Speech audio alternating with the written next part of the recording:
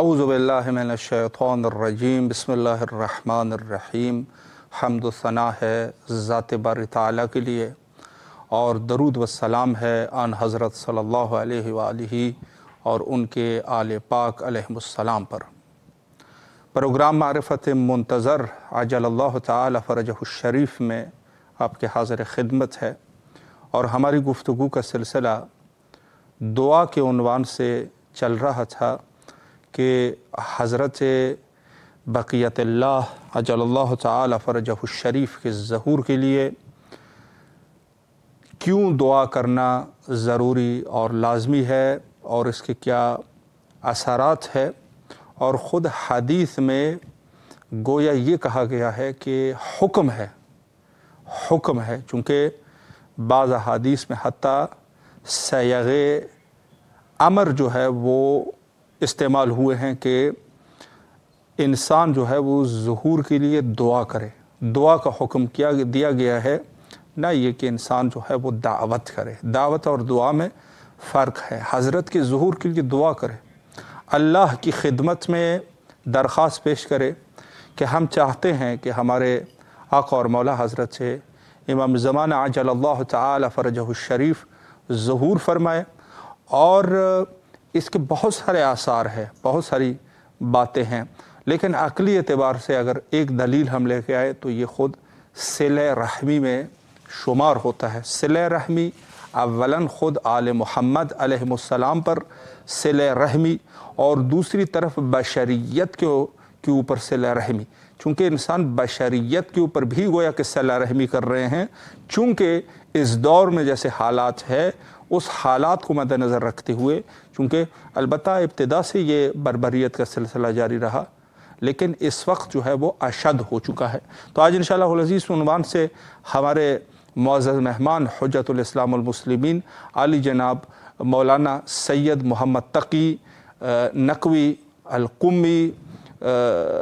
कुमुल मुक़द्दसा से हमारे साथ महव गुफ्तगू रहेंगे और राब्ता भी कायम हो चुका है। सलामुन अलैकुम व रहमतुल्लाह। वालेकुम अस्सलाम व रहमतुल्लाहि व बरकातुहू। क़िबला कैसे मिजाज है आपके? खैर आफ़ियत है इंशाअल्लाह? अल्हम्दुलिल्लाह अला कुल्ली हाल, शुक्र खुदा, आपकी दुआएं हैं, आप सुने खैरियत से इंशाअल्लाह? अल्हम्दुलिल्लाह आपकी दुआएं हैं, शुक्रगुज़ार है आपके। सबसे पहले बंदे हक़ीर और इमाम हुसैन अलैहिस्सलाम मीडिया ग्रुप, मसरूफ़ियात के बावजूद आपने हमें वक्त दिया और ख़िदमत का मौका हमें फ़राहम फरमाया। क़िबला आप जैसी शख्सियत के लिए यकीनन ये वक्त जो है वो मुख्तसर है, तो लिहाजा मैं आपका ज़्यादा वक्त नहीं लूँगा और आपकी इजाज़त से सवालात का सिलसिला शुरू करना चाहूँगा। हमारी गुफ्तगू का सिलसिला गुज़िश्ता कई दिनों से हज़रत के ज़हूर के लिए दुआ के उन्वान से ये सिलसिला चल रहा था, तो उसी में पहला सवाल मैं ये करना चाहूँगा कि ख़ुद ज़हूर हज़रत इमाम ज़माना अजलल्लाहु ताला फ़रजहु शरीफ के लिए दुआ के हवाले से क्या हुक्म है, इस पर अगर एक वज़ाहत फरमाएँ। बिस्मिल्लाहिर्रहमानिर्रहीम, अल्हम्दुलिल्लाहि रब्बिल आलमीन वल आक़िबतु लिल मुत्तक़ीन व बिही नस्तईन व सल्लल्लाहु अला मुहम्मद व आले मुहम्मद। सबसे पहले आपका और तमाम इमाम हुसैन टीवी चैनल के जितने भी अराकीन तमाम को शुक्रगुजार हूँ जो इस इबादत में हमें शरीके कार करते हैं और एक मौका फराहम करते हैं। सलामत रहिए। और सबसे पहले जो आपका ये सवाल है, इस सवाल में एक खूबसूरती ये है कि जहाँ पर दुआ का बहुत ही वसी मफ़हूम है, वहाँ पर खुद लफ्ज़ दुआ के उन्वान से हम इसको लुग़वी इस्तिलाही उन्वान से सिर्फ एक लाइन में बयान करके अपने मौजू की तरफ जो है वो मैं इदामा देना चाहूँगा अपने उन मोमिनीन के बच्चों के लिए, ताकि उनके लिए वाज़ेह हो जाए कि दुआ मांगते क्यों हैं, इसका अपना असल फ़लसफ़ा क्या है जो रिलेटेड है ज़हूर के साथ, या इंसान की उन तमाम मादी ज़रूरियात, चाहे वो मानवी हों चाहे वो रूहानी हों, वो दुआ के साथ रिलेटेड हैं। बिलाखिर ये है क्या चीज़? खुद दुआ का हुक्म है या ये अम्र है, इताअत है, इजाबत है क्या चीज़ कि जिसके लिए हमें कुरान में भी, अहदीस में भी, पैगंबर की ज़िंदगी में, सीरा अइम्मा ताहिरीन में हमें गाहे बगाहे इसका हुक्म जो है वो मिलता रहता है। जी जी। तो जो दुआ है, दुआ एक अरबी ज़ुबान का लफ्ज़ है जिसकी जड़ जो है वो दाल, ऐन और वाव है। جس کی جمع جو ہے وہ ہے ادعیہ۔ ابو ہلال عسکری کا کہنا ہے کہ دعا جو ہے وہ دراصل کسی کام کی انجام دہی کی درخواست ہے، ایک اپلیکیشن ہے، ریکویسٹ ہے انسان کے لیے جو کسی کام کی انجام دے، خواہ وہ کسی مالک کے لیے ہو، قادر کے لیے ہو، خدا کے لیے ہو، غیر خدا کے لیے ہو۔ اس کا معنی و مفہوم و فلسفہ وسیع تر ہے، جو کہ دامن وقت میں غربت نہیں ہے، غربت ہے کہ جس میں میں اس کو مزید جو ہے وہ وسعت نہیں دے سکتا۔ تو دعا جو اصطلاح میں ہے، اصطلاح میں مدعو سے ہے، لفظ مدعو سے، میم دال عین واو مدعو سے ہے۔ جیسے ہم کسی کو دعوت دیتے ہیں، بلاتے ہیں، یا اسے ہم حکم دیتے ہیں کہ وہ آ جائے، مدعو کرتے ہیں، تو اس میں کسی کے انجام دینے کی درخواست ہے۔ لیکن لغت میں ہم کہیں گے کہ کسی کام کی انجام دہی کی درخواست کرنا یا درخواست ہونا، لیکن اصطلاح میں ہے کہ کسی کام کے انجام دینے کی درخواست ہے، یعنی یا وہ کسی اور کی طرف سے وہ حکم یا امر جو ہمارے لیے صادر کیا گیا ہے۔ اب یہاں پہ دو چیزیں ہیں، جو جملہ دعا کا ہے اس میں یا تو وہ امر ہوگا یا پھر نہیں ہوگا، اور کبھی کبھی جو ہے خبری جملے کی صورت میں بھی دعا کا لفظ جو ہے وہ صادر ہوتا ہے، جو کہ دعا اور امر میں فرق ہے۔ اب میں اپنی اس اصطلاح اور لغت کو اب آپ کے سوال کے جواب کے ضمن میں اس کو لے جانا چاہوں گا کہ جو دعا ہے، بعض دفعہ ہم لوگ سمجھتے ہیں کہ شاید کہیں پر جیسے ہمیں اولاد کی ضرورت ہوتی ہے تو ہم ائمہ طاہرین علیہ الصلوۃ والسلام کو قرآن کی روح سے وابتغوا علیہ وسیلہ کے ضمن میں ہم اہل بیت علیہ الصلوۃ والسلام سے دعا مانگتے ہیں، تو کیا آیا وہ دعا در حقیقت دعا ہے بھی صحیح، یا کہیں یہ تو نہیں ہے کہ ہم ائمہ طاہرین کو امر دے رہے ہیں، حکم دے رہے ہیں، وہ دعا مانگ بھی رہے ہیں یا نہیں؟ چونکہ معنی مفہوم دعا ہی ٹھیک ہوگا، دیکھیں گے کہ کیا آیا دعا مانگ صحیح رہے ہیں یا نہیں۔ جب اگر دعا ہی صحیح نہیں مانگ رہے تو ہم اس دعا کے فلسفے سے، اس کی نعمات سے اور ان تمام کرامات سے جو دعا کے بدلے میں خدا عطا کرتا ہے مستفید نہیں ہو پائیں گے۔ بالکل۔ اب دعا اور امر میں فرق یہ ہے کہ دعا میں مخاطب کا رتبہ جو ہے وہ دائی سے اعلیٰ ہوتا ہے، بالکل، اور امر میں اس کا رتبہ جو ہے وہ کیا ہے، ادنا ہوتا ہے، اور دعا کے مقابلے میں اجابت آتی ہے اور امر کے مقابلے میں اطاعت آتی ہے۔ صحیح، بالکل۔ اب جو امر ہے، امر یہ ہے کہ ہمیں حکم دیا گیا ہے، امام زمانہ اجل اللہ تعالی فرجہ الشریف کی طرف سے، اولی الامر کی، صاحب الامر کی طرف سے ہمیں امر ہے کہ ہم ان کے ظہور کے لیے دعا کریں۔ بے شک۔ اب اس امر کے مقابلے میں کیا ہے، اطاعت ہے۔ تو آیا دیکھیں گے کہ اطاعت کے پہلو میں ہم آیا اس اطاعت کے اوپر پورا عمل کر رہے ہیں، اپنے آپ کو اس اطاعت کے پیراہے میں پورا ناپ تول کے صراط مستقیم کی طرف جو ہے وہ گامزن ہیں یا نہیں؟ جی بے شک۔ اور یہاں پر جو ہے ایک خوبصورت سی جو چیز ہے، مرحوم شیخ طوسی علیہ رحمہ نے کتاب مختصر المصباح میں آغا علوی مصری کی دعا کا ایک واقعہ درج فرمایا، جو بالکل ہی آپ کے سوال کا جواب، اسی کے اوپر میں اختتام کرنا چاہوں گا کہ وہ فرماتے ہیں، شیخ طوسی علیہ رحمہ فرماتے ہیں کہ آغا علوی مصری جو ہے وہ مصر میں رہتے تھے، جس وجہ سے ان کو مصری کہا جاتا ہے۔ ٹھیک ہے۔ تو چونکہ شیعہ ہونے کی وجہ سے اور زمانہ غیبت میں جو شیعیان حیدر قرار کو اور صاحب الامر کی اطاعت و محبت و مودت و عقیدت کے چشموں سے سرشار سینے جو لبریز تھے، ائمہ طاہرین کی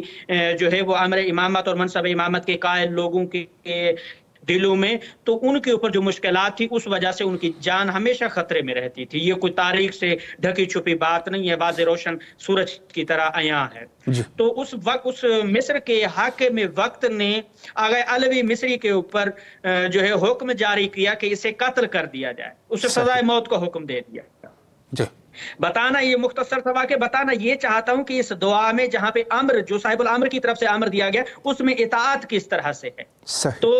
بہت ہی انتہائی پریشان تھے، بھٹک رہے تھے، ہزاروں لوگوں کے پاس گئے جو ان کے اس بادشاہ کے حاکم کے مصر کے بادشاہ کے قریب تھے، جو بھی ان سے ہو سکا تمام کوششیں جو ہے وہ بروئے کار لائیں، لیکن کوئی نتیجہ نہیں نکل پایا۔ تھک ہار کر بالآخر مسجد کے کونے میں جا کے اپنی زندگی بسر کرنا شروع کر دی، اور ایک دعا کا وظیفہ جو ہے وہ انہوں نے شروع کر دیا، اور اپنے امام سے توسل اور راز و نیاز اور وہ تمام چیزیں شروع کر دی کہ ان کے علاوہ میرے پاس تو میری مدد کو آیا اور میری مدد کر سکے۔ جی تو وہ کہتے ہیں کہ میری جو کیفیت تھی، حالت تھی، وہ یہ تھی کہ نہ تو میں بے ہوش تھا اور نہ میں بیدار تھا. یہ بیداری اور بے ہوشی کے درمیان کی جو حالت ہے میں اس میں موجود تھا کہ یا اچانک جو ہے حجت خدا کی زیارت کا شرف مجھے ملتا ہے اور آگر میرے کندھے کے اوپر شفقت بھرا ہاتھ رکھ کے کہتے ہیں اے علوی تو پریشان کیوں ہے، میرے ہوتے ہوئے، حجت خدا کے ہوتے ہوئے، امام کے ہوتے ہوئے تو پریشان کیوں ہے؟ کہتے ہیں مولا دعا مانگ مانگ کے تھک چکا ہوں. جی جی. اب یہاں پہ مولا نے ایک نقطے کی طرف متوجہ کیا، شیخ طوسی نے اس کو اپنی سند کے ساتھ بیان کیا ہے. اب مولا فرماتے ہیں کہ اے علوی کیا تو جانتا ہے ہمارے امر کی اطاعت کر رہا ہے؟ اللہ پریشان ہو گیا، تعجب میں آ گیا، ششدر رہ گیا کہ آقا مجھے فرما رہے ہیں کہ میں امر کی اطاعت کر رہا ہوں یا نہیں کر رہا. مولا مجھ سے کوئی گستاخی ہو گئی یا مجھ سے کوئی غلطی ہو گئی؟ آقا نے کہا نہیں، غلطی نہیں ہوئی ہے، میں تجھے اس امر کی اطاعت کی طرف اشارہ دینے آیا ہوں. جی مولا فرمائیے. آقا فرماتے علوی میں تجھے ایک دعا جو ہے وہ تعلیم کر رہا ہوں، اس دعا کو اس وقت و پہر میں اس انداز سے پڑھنا شروع کر دو، خدا تمہاری مشکل کو حل کر دے گا. اللہ اکبر.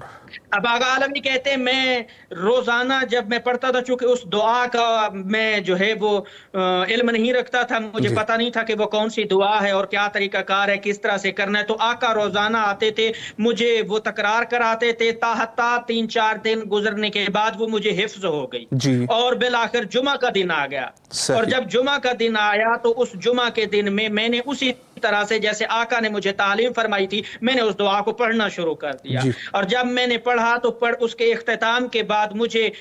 میرے چاہنے والے نے، میرے دوست نے آ کے مجھے خبر دی کہ حاکم وقت جو مصر کا بادشاہ تھا جس نے تیرے قتل کے لیے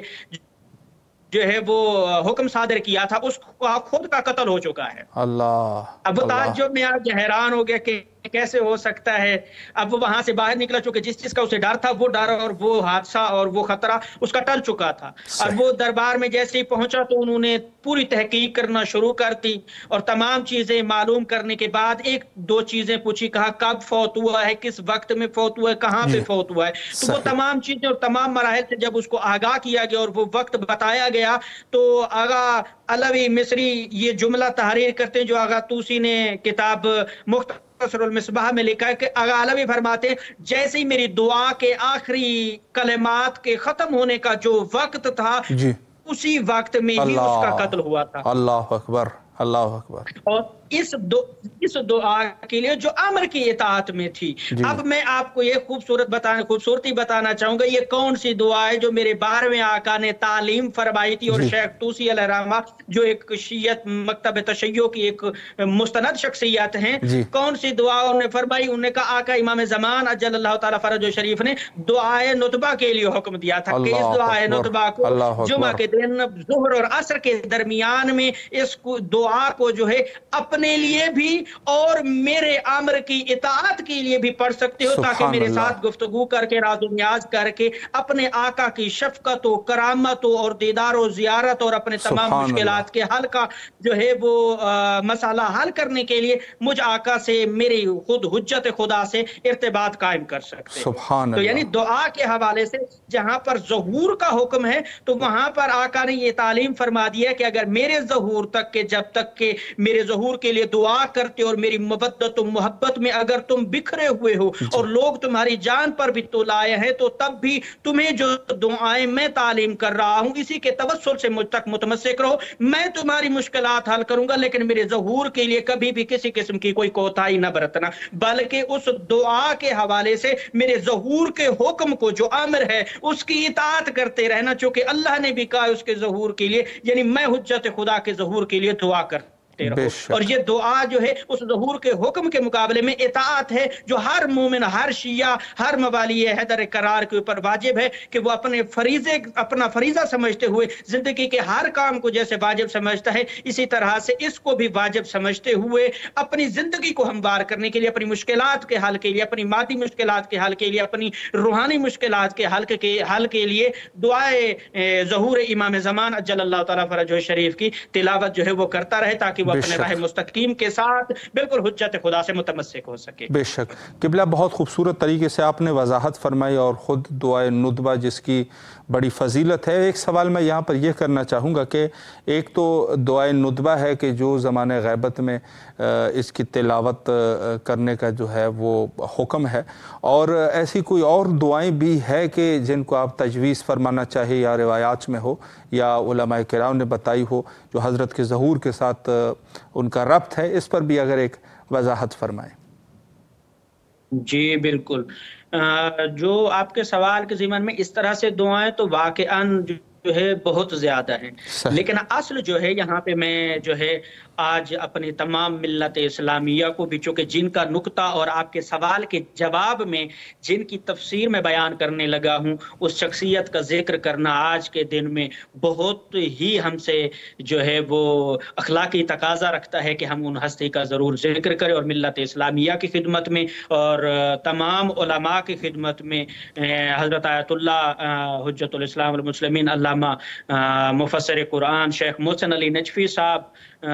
قبلہ جو اس دنیا سے رحلت فرما کے خدا درجات بلند فرمائے اور انہیں کروٹ کروٹ جنت نصیب فرمائے، جو کہ ملت کا ایسا عظیم تحفہ اللہ نے ہمیں ان کی علمی صورت میں ہمیں عطا کیا تھا، جو کہ ملت ان کا کسی بھی صورت میں جبران نہیں کر سکتی۔ ایسی ہستیاں جو ہے وہ زمانے کو کبھی کبھی قسمت سے، اور یہ مکتب تشیع کی قسمت ہے کہ جو ہمیں شیخ محسن علی نجفی صاحب قبلہ کی صورت میں ہمیں اور دین کی خدمت اور امام زمانہ کے رستے کو ہموار کرنے والی شخصیت کی صورت میں ہمیں جو ہے وہ ملی تھی۔ اور ان کی تفسیر کے حوالے سے میں یہ ان کے اصال ثواب کے لیے ان کی خدمت میں ہدیہ پیش کرنے کے لیے، چونکہ آج کے دن میں ان کا جو ہے تشییع جنازہ اور تمام معاملات ہیں، تو میں چاہوں گا میں اس اپنی طلبگی کو ملوز خاطر رکھتے ہوئے کہ میں ان کی خدمت میں یہ تحفہ آج کے دن ان کی خدمت میں بھی پیش کر سکوں، اور ان کے اس علمی استفادے سے اپنے مومنین تک بھی ان کے کلمات جو ہے وہ پہنچا سکوں، تاکہ صحیح معنوں سے وہ استفادہ کر سکیں۔ تو خود جو ہے شیخ محسن نجفی صاحب فرماتے ہیں کہ ویسے تو جو دعا ہے نا، جتنی بھی دعائیں دعا کا تو ویسے ایک فلسفہ، ایک جو کرائٹیریا وہ بہت ہی وسیع ہے، جو کہ ہم اسے کسی بھی اسی کم سمے میں ہم بیان ہی نہیں کر سکتے۔ ویسے یہ ایک سادہ جملہ ہے۔ اب آغا محسن نجفی صاحب فرماتے ہیں کہ جو ایک ظہور کے لیے جو یہ جملہ ہے نا کہ ظہور کے لیے دعا کرو، یا کون سی دعائیں ہیں جو ظہور کے لیے کی جانی چاہیے، یا کون سی دعائیں ہیں جو پڑھی جانی چاہیے، تو یہاں پر آغا محسن نجفی فرماتے کہ لفظ ظہور جو ہے وہ اپنے اندر کتنا ایک خوبصورت وسیع تر معنی چھپا کے رکھا ہوا ہے۔ خود لفظ ظہور کے اندر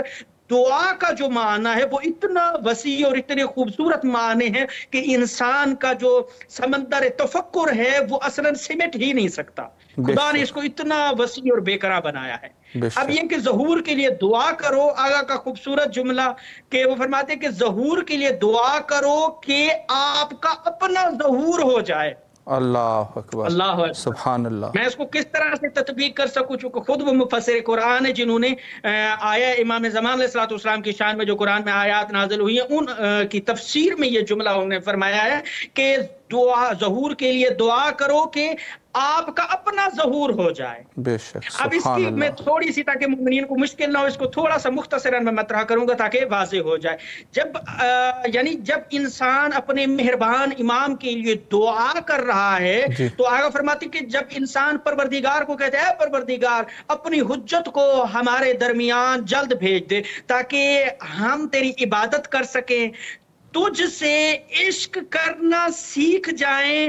اپنی ظاہری آنکھوں سے دیکھ سکیں کہ عشق کیسے کیا جاتا۔ سبحان اللہ، واہ۔ اب یہاں پر آقا بتانا یہ چاہتے ہیں کہ آپ کا اپنا ظہور ہو جائے۔ ظہور کے لیے دعا کرو سے مراد کیا ہے؟ جب تک آپ دعا کرتے وقت خود حاضر اور ناظر نہیں ہوں گے، امام کی معرفت نہیں رکھتے اور ان کے امر کی اطاعت نہیں کرتے، اصلا ممکن ہو ہی نہیں سکتا۔ جتنی لمبی لمبی دعائیں پڑھ رہے ہیں، پوری مفاتیح الجنان بھی پڑھ لیں، کوئی فائدہ نہیں ہے۔ یعنی آقا محسن نجفی صاحب جو ہے وہ فرماتے ہیں اپنے اندر ظہور پیدا کرو، اپنے آپ کو ظاہر کرو کرو مولا کے سامنے، مولا ہم آپ کی اطاعت کر رہے ہیں، آپ کی سیرت کے اوپر عمل کر رہے ہیں، خدا کے احکامات کی جو ہے پوری پیروی کر رہے ہیں، اور کبھی کسی کے ساتھ ظلم نہیں کر رہے ہیں، بلکہ ہم مظلوم کے ساتھ جو ہے اس کی حمایت کر رہے ہیں، اور کبھی بھی ظالم کا ساتھ نہیں دے سکتے، چونکہ ظالم کے مقابلے میں مظلومیت کا علم جو ہے وہ آپ کے ہاتھ میں ہے کہ جس مظلومیت کو اجاگر کر کے آپ نے ظلم کے مقابلے میں آنا اور ظلم کو ختم کر کے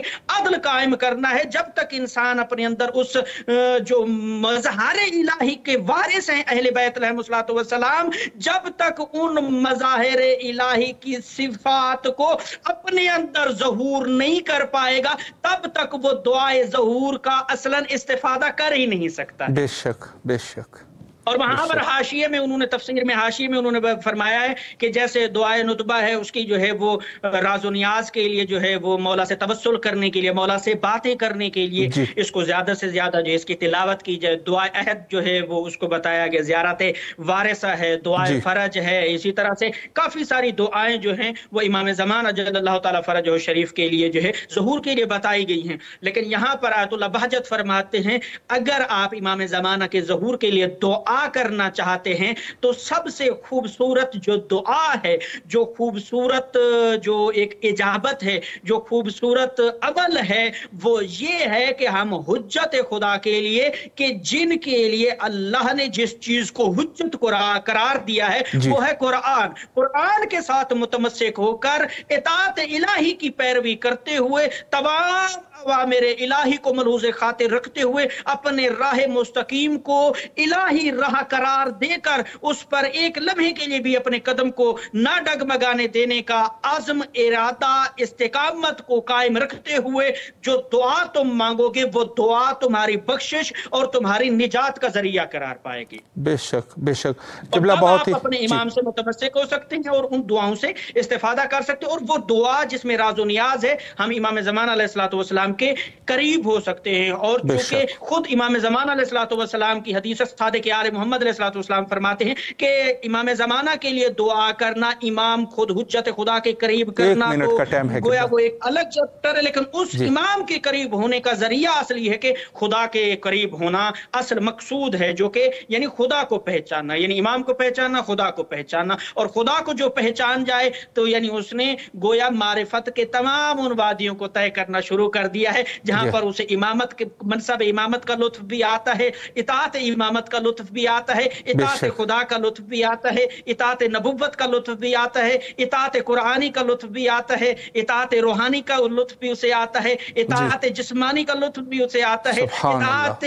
تمام ان اطاعت کے پیراہوں کو وہ ایسے سرور اور لذت اور محبت اور سکون کے ساتھ، چاشنی کے ساتھ محسوس کرتا ہے اور شکر ادا کرتا ہے کہ اے اللہ اتنا عظیم اور میٹھی نعمت امامت جیسی تو نے ہمیں عطا کی ہے۔ سبحان اللہ سبحان اللہ۔ شکریہ قبلہ، اللہ آپ کے توفیقات خیر میں اضافہ فرمائے۔ یقیناً مطالب جو ہے وہ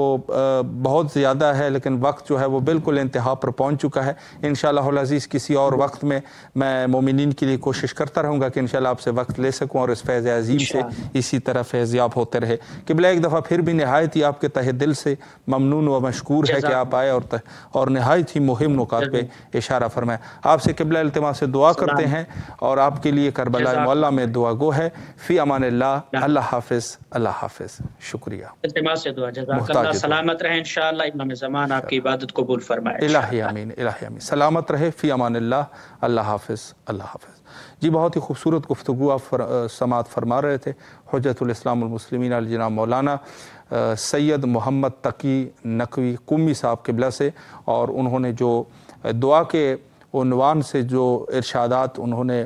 آپ کی خدمت میں رکھے، یقیناً تمام کے تمام جو بھی مطالب تھے نہایت ہی خوبصورت اور اس دور کی ضرورت ہے، اور ضرورت ہے کہ ہم جو ہے وہ اپنے وقت کے امام کے لیے